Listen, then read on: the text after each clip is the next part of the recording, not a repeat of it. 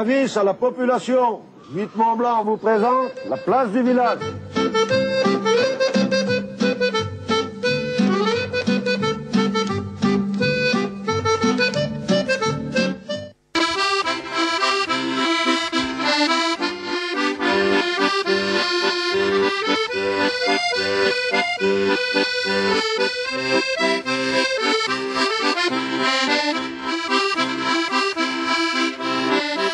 Madame, Monsieur, bonjour, une émission de la place du village qui nous emmènera dans la belle région du Beaufortin, le Tyrol de la Savoie. Pour une émission assez particulière, on parlera dans cette émission, bien sûr, on aura de la musique, de l'accordéon, on aura des traditions et puis on aura surtout la figure du Beaufortin qui va nous parler de lui un peu plus longtemps que d'habitude puisqu'un livre vient de sortir qui s'appelle Hubert du Beaufortin. Cette figure, vous la connaissez déjà, vous l'avez souvent vue dans notre émission, il s'agit de Hubert Favre. Bonjour Hubert. Bonjour. On est ravis de vous retrouver, Hubert, à côté de celui qui a écrit sur vous un très très beau livre qui s'appelle Hubert du Beaufortin. Bonjour Patrick. Bonjour, bonjour à tous. Voilà Patrick qui est éditeur. Éditeur. Dans le Beaufortin aussi. Dans le Beaufortin, à Caige. À Caige aussi. Alors on est très content parce que c'est une drôle d'expérience, c'est quelque chose d'assez émouvant, une rencontre entre tous les deux. Et puis vous avez eu, Patrick, l'idée d'écrire ce livre entièrement consacré à Hubert. Absolument. Donc c'est la rencontre, ce livre, entre un citadin et un Beaufortin. Cette rencontre a été au départ initiée par une personne qui nous a malheureusement trop tôt quittés, qui s'appelait Agnès Chamiot-Poncé, qui était le sourire de l'AAB. Et donc c'est elle qui m'avait conseillé de rencontrer Hubert. À l'occasion du pot d'accueil des nouveaux Beaufortins, j'avais retrouvé Hubert et c'est à partir de là que nous avons eu ensemble cette idée. Et c'est comme ça que du mois de novembre 2007 au mois de mai 2009, nous nous sommes rencontrés tous les lundis soirs, à l'exception des vacances. Et durant ces rencontres, en dehors du temps, Hubert, je le crois, a pris plaisir à me raconter l'histoire de sa vie et j'ai eu plaisir à l'écrire et j'espère que nos lecteurs trouveront du plaisir à la lire. Le livre vient de sortir en 80 étapes de la vie d'Hubert. Alors qu'est-ce qui vous a le plus marqué sur cette vie d'Hubert? On ne va pas tout dévoiler. Il faut lire ce livre. Donc il y a 3 qualités publiques et puis 3 qualités cachées. Qualité publique, la première, à mon sens, c'est la générosité. Donc la générosité en particulier du cœur, pas la générosité du portefeuille. Donc Hubert est toujours disponible et toujours ouvert à aider les autres et je trouve que de nos jours, c'est une qualité extrêmement importante. La deuxième qualité, qui est à mon sens très étonnante et que l'on trouve peu, c'est ce talent incroyable qu'il a de faiseur de rencontres. Et puis la troisième qualité publique, mon cher Philippe, c'est cette bonne humeur permanente qui est la signature d'Hubert. Donc on l'évoquait tout à l'heure, on rencontre Hubert, il est en face du plus haut personnage de l'État. Au bout de 3 minutes, il ne peut pas s'empêcher de faire une blague. Et en cette période où la sinistrose gagne, où l'ombre gagne sur la lumière, je trouve que c'est une qualité rare. Et de ce fait, j'ai toujours, pour ma part, mais je sais que je ne suis pas le seul, un immense plaisir à rencontrer Hubert dans la rue parce que, au bout de 3 minutes, il y a une blague qui fuse, une contrepétrie, et on rigole. Donc ça, ce sont des qualités qui sont, à mon sens, extrêmement importantes. Et puis il y a les qualités cachées, donc là que nous allons dévoiler pour nos téléspectateurs de TV8 Mont-Blanc. Première qualité, première qualité cachée, Hubert est à mon sens l'illustration parfaite de ce que l'ascenseur social peut fonctionner, en particulier grâce à l'école. Donc Hubert était orphelin de père, sa maman était très pauvre, elle a démarré une toute petite mercerie à Beaufort et elle n'avait pas le sou et à force de volonté, à force de courage et grâce à l'école, et en particulier à l'école normale, Hubert s'est sorti de l'ornière pour devenir le personnage que l'on connaît aujourd'hui et je trouve que c'est un message important et intéressant pour les jeunes d'aujourd'hui. Vous voyez, grâce à l'école, on peut se sortir de l'ornière. Donc deuxième qualité qui est aussi extrêmement intéressante, Hubert à une certaine époque de sa vie a été affecté par un mal qui est le mal du siècle qui s'appelle la dépression. Eh bien, il s'en est sorti, il a transformé le mal en opportunité, et là aussi, je trouve que c'est un message extrêmement intéressant pour toutes celles et ceux qui sont affectés par cette maladie. On peut s'en sortir, et Denise, l'épouse d'Hubert, a eu très certainement un rôle très important dans cette affaire.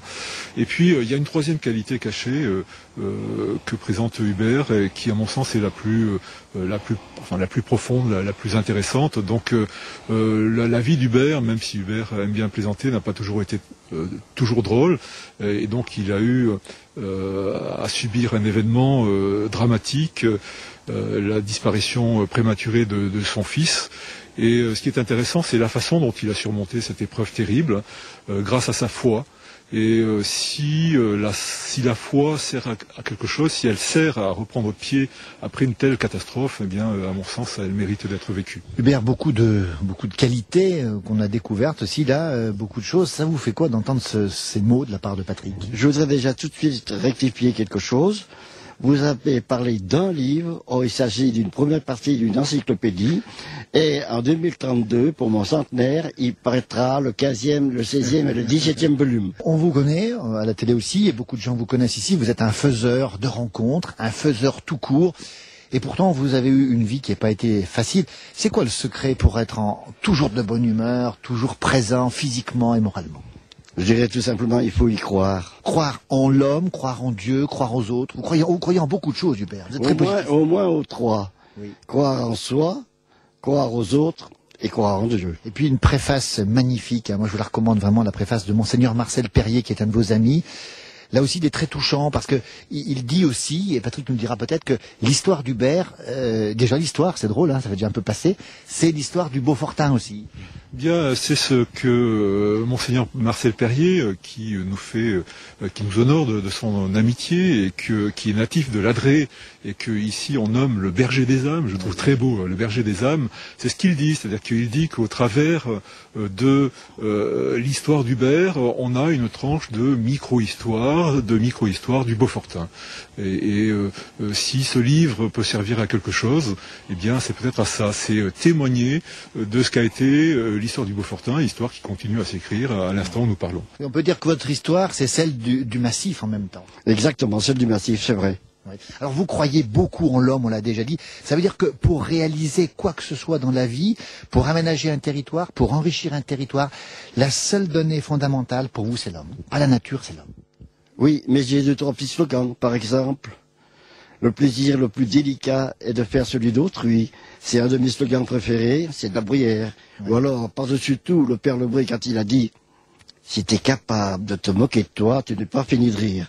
Eh bien, quand j'ai un petit peu triste, je pense à moi et je rigole bien fort. On a beaucoup parlé de cette belle nature autour.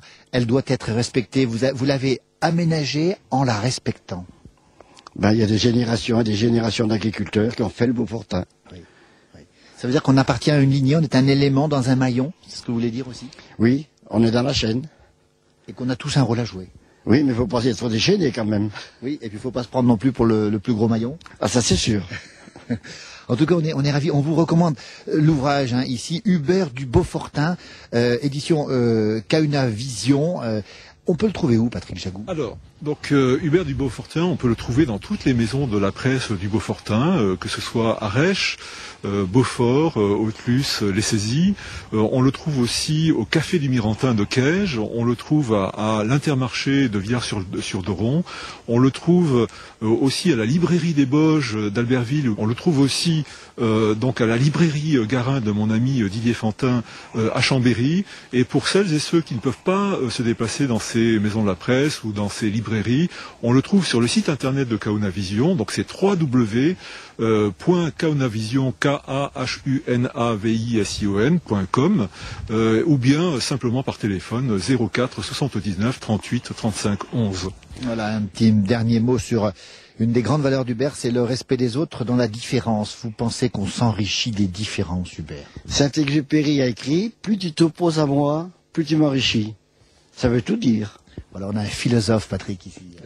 Donc c'est bien la raison pour laquelle j'ai consacré 2 ans et demi de ma vie à rédiger ce travail qui est le fruit d'une rencontre, la rencontre d'un citadin et d'un Beaufortin. Écoutez, c'est une belle rencontre. Encore une fois, on vous recommande l'ouvrage. On rappelle qu'on est pour cette émission le 2 février 2011. C'est le jour de la Chandeleur. Le temps est magnifique sur le Beaufortin. Restez avec nous maintenant. On va écouter de la musique parce qu'Hubert, vous aimez ces traditions et la tradition musicale, vous l'aimez aussi. Oui. C'est sûr. La flûte d'abord. La flûte d'abord. Et puis je regrette, c'est de savoir pas jouer des pipeaux. Ce sera de l'accordéon avec Jean-Louis et on se retrouve juste après, nous, pour parler d'accordéon. On parlera aussi de tradition, on parlera de photographie et puis on se retrouve à la fin de l'émission avec vous, messieurs. Bravo et merci encore.